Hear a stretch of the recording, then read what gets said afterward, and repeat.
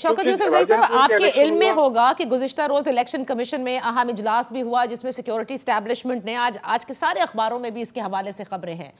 और ये ज़राए की भी इतलात है कि उनको ब्रीफ किया गया अमन अमान की बिगड़ती सूरत हाल के हवाले से, खुसूसन खैबर पख्तूनख्वा में, और यही बताया गया कि दहशतगर्दी के वाक़यात हो सकते हैं, खुदा न खास्ता सियासी रहनुमाओं को टारगेट किया जा सकता है। मैं देखें, मुल्क के हालात तो कभी इस तरह नहीं रहे हैं कि हम कहें कि जी बिल्कुल ये ऐसे हालात रहे हैं कि कभी इस तरह कोई वाकया नहीं होगा। मैं ये कहता हूँ कि देखें, नियतों की बात है। अभी तो कुछ था ही नहीं थे, उस वक्त ये कह रहे थे कि जी नहीं हमारा हालात ठीक नहीं है, अमन अमान की सूरत हाल नहीं है, और कभी कहते जी इमरजेंसी लगा रहे हैं, कभी ये कहते थे कि हम तो एक्सटेंशन लेंगे। तो ये तो पहले से इनके नियत में था, और हम हुकूमत में रहे, 9 साल में भी हुकूमत में रहा हूँ, मिनिस्टर रहा हूँ,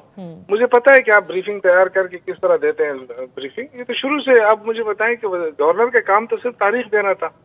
तारीख देने के बाद फिर छोड़ देते, वो गवर्नमेंट पे बता देते कि जी सिक्योरिटी वाले खुद ही कह देते कि हम सिक्योरिटी नहीं दे रहे हैं। लेकिन जो तारीख नहीं दे के उन्होंने जो शुरू से वायलेशन शुरू की और हड़दर्मी शुरू की, क्योंकि एक पार्टी से उनका ताल्लुक है और वो पार्टी नहीं चाहती इलेक्शन, तो कहाँ से इलेक्शन होंगे।